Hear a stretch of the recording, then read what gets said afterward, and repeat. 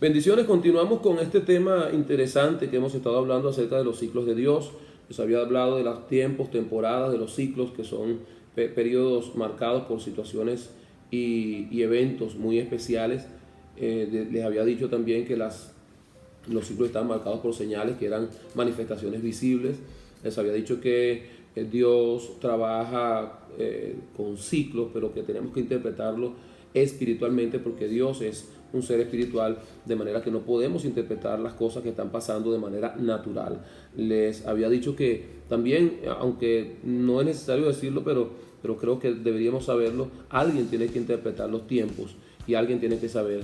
Decía que lamentablemente en muchas iglesias o en muchos lugares del cuerpo de Cristo no se está interpretando bien los tiempos y lo estamos manejando, las cosas que están pasando en el mundo, de manera muy natural.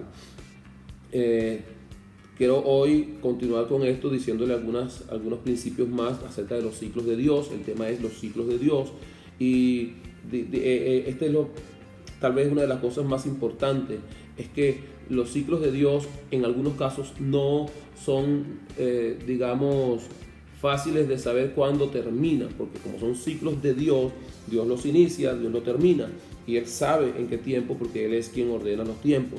Ahora, como líderes debemos saber de esta generación que hay que interpretar los tiempos, que debemos ser entendidos en los tiempos, como los hijos de Isaacar. Las señales son evidencias que nos hablan en medio de los ciclos. Les decía también que las señales pueden ser personales, pueden ser ministeriales, pueden ser nacionales, en caso de naciones enteras. Y quiero que estudiemos un poquito acerca de lo que la Biblia nos enseña en el libro de Ageo. La Biblia dice en el capítulo 2, todo el capítulo, los primeros 6 versículos, dice que de aquí a poco haré temblar los cielos, haré temblar la tierra, haré temblar las naciones. Dice que viene un sacudimiento. Yo pudiera interpretar, o pudiéramos interpretar la palabra sacudimiento como el estremecimiento. Él dice temblar, haré temblar las naciones.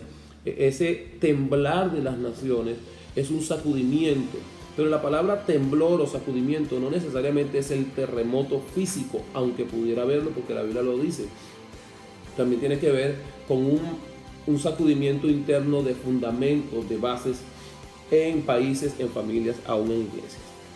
¿Qué quiere decir esto? Que los gobiernos del mundo, la economía del mundo, los sistemas del mundo van a ser sacudidos, y creo yo que los estamos viendo de esta manera. Hay un sacudimiento global que Dios lo está haciendo. La pregunta que hice en la edición anterior es: ¿por qué, si hay señales, nosotros no interpretamos lo que viene? Porque las señales nos están diciendo algo. Cristo viene, pero antes de que Cristo venga, ¿qué vamos a hacer?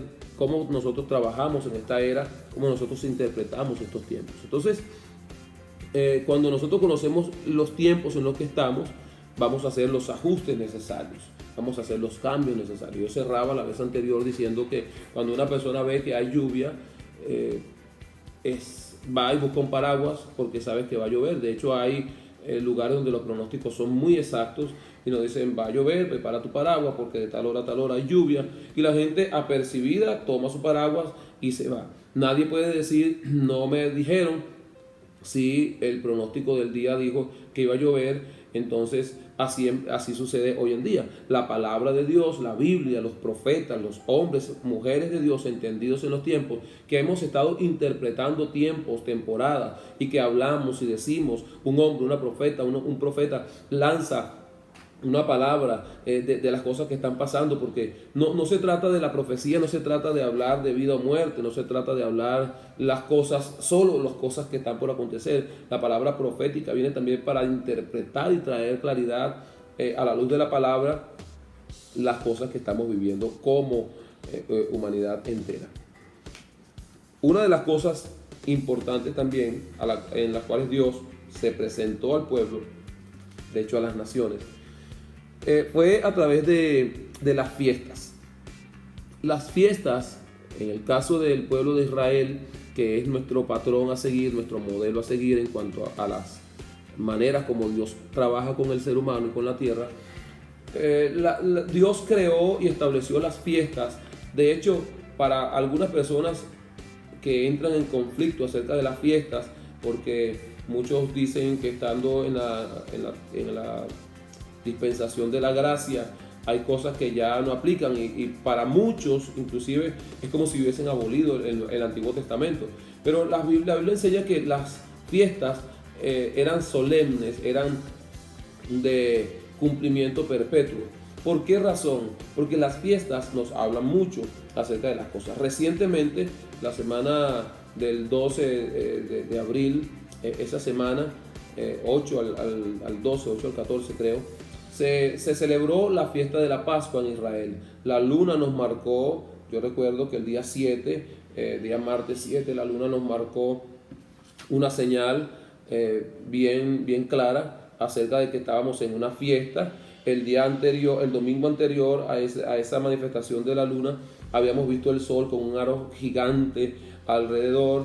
Entonces, no es que simplemente la naturaleza está cumpliendo ciertas cosas, es que todo esto son señales, porque justamente, no es casualmente, justamente dio con la fiesta de la Pascua que Israel celebraba, o la nación de Israel celebraba en ese contexto de tiempo. Entonces, Dios estableció las fiestas como una manera de comunicarse con la gente, diciendo, cada vez que haya un acontecimiento en el mundo, las fiestas están, las fiestas de Israel, la Pascua, la fiesta de los tabernáculos, la fiesta de los panes sin levadura, la fiesta de las primicias, todas estas fiestas nos estaban diciendo algo y marcaban dentro de sí, en lo cronológico, también marcaban un tiempo específico de años, de días, de meses.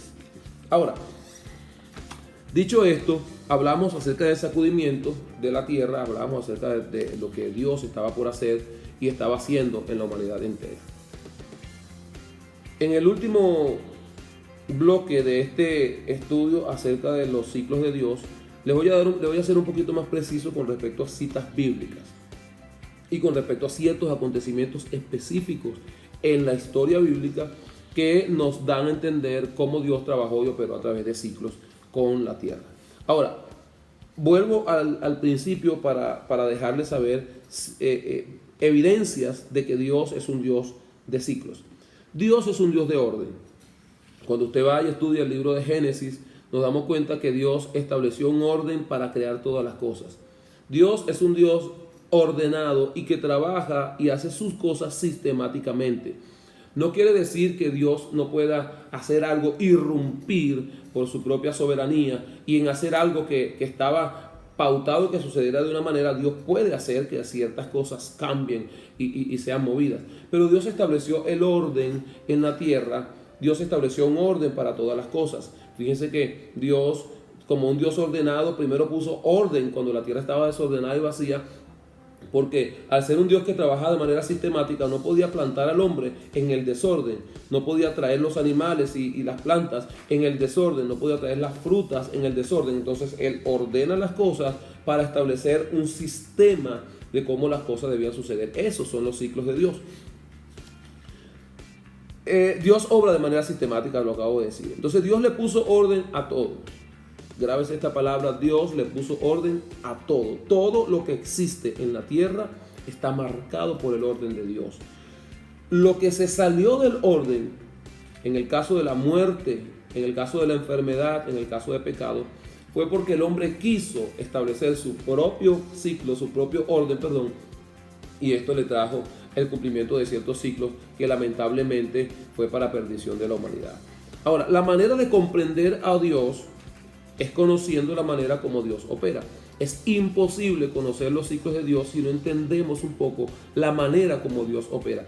De hecho, no diría la palabra entender, sino que más bien la palabra discernir e interpretar. Si nosotros no discernimos los tiempos, la temporada, si no interpretamos los tiempos, si no conocemos desde la perspectiva de la ciencia del espíritu, de la ciencia del conocimiento espiritual, las cosas que están pasando, es imposible que nosotros demos con la manera como Dios está operando. Porque para comprender, entre comillas lo digo, para comprender a Dios, porque Dios es un ser incomprensible en su totalidad, lo que podemos conocer de Él lo vamos a hacer a través, y solo así, de que nosotros entendamos cómo Él trabaja. Cuando usted sepa cómo Dios opera, entonces vamos a llegar a comprender las cosas que están pasando.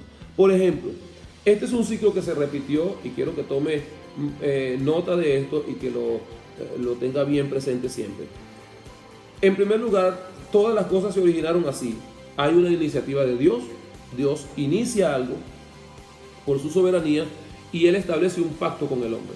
En segundo lugar, en medio de lo que Dios hace, el hombre peca. Estos son ciclos repetitivos. Iniciativa de Dios, pecado del hombre. Después viene el arrepentimiento del hombre por la presión del pecado. El hombre se arrepiente, pero el hombre le pide a Dios, le suplica a Dios. Dice la Biblia: si se humillare mi pueblo, sobre el cual mi nombre es invocado, y orare y buscare mi rostro. Entonces el arrepentimiento y la humillación es una cosa, y el pedir, el humillarse, el clamar a Dios, que en algunos casos, en el caso de Israel, era gemido de la nación y que llegó a los oídos de Dios. Entonces esta es una parte del ciclo, la súplica o el clamor del pueblo o del hombre, hablando individualmente.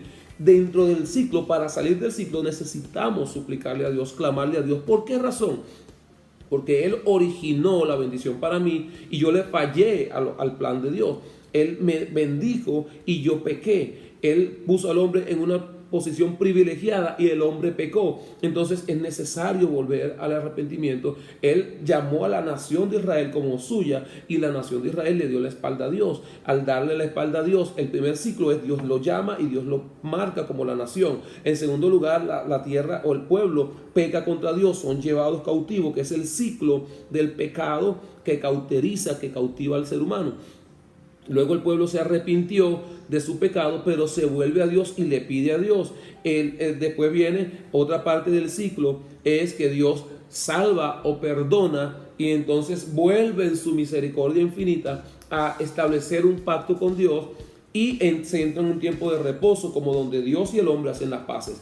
Y después viene, lamentablemente, debo decir, el próximo paso del ciclo es que el hombre vuelve a pecar, se cumple otra vez el ciclo. Eso pasó a través de toda la historia, con Adán, con Noé, con Lot, sucedió con el pueblo de Israel, con Saúl, con David. Hasta el día de hoy se sigue cumpliendo este patrón. Una iniciativa de Dios, el pecado del hombre, el hombre se arrepiente, el hombre le pide, le suplica a Dios, Dios lo salva, lo restaura, entra un tiempo como de reposo donde estamos en paz con Dios, y el pecado, si no nos apercibimos, si no estamos sostenidos en la roca que es Cristo y con la ayuda del Espíritu Santo y de gente que nos ayude, vamos a volver en el ciclo de pecado.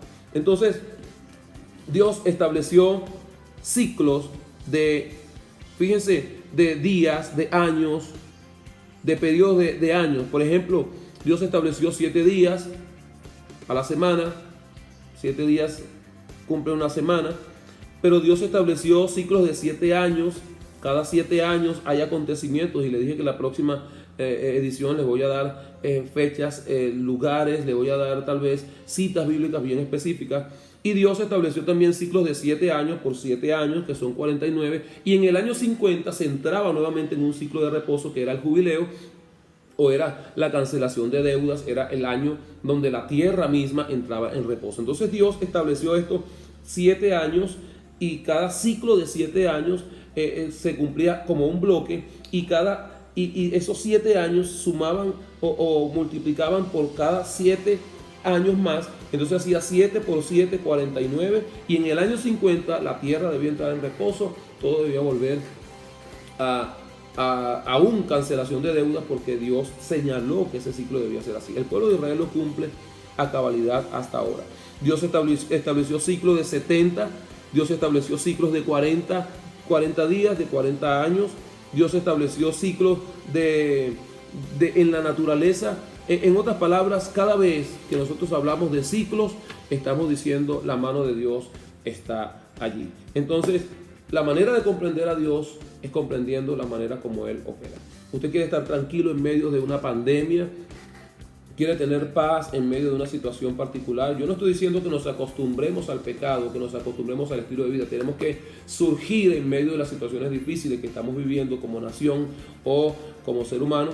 Pero sí les estoy diciendo que son ciclos de parte de Dios y ciclos producto del pecado del hombre, pero que detrás de todo eso hay un mensaje que nos está diciendo, Dios está diciendo, yo sé que hay algo que está pasando en la tierra, yo estoy al control de muchas cosas, pero lo más importante de todo esto es que viene el cumplimiento más grande de todo que nosotros esperamos, es la venida de Jesucristo.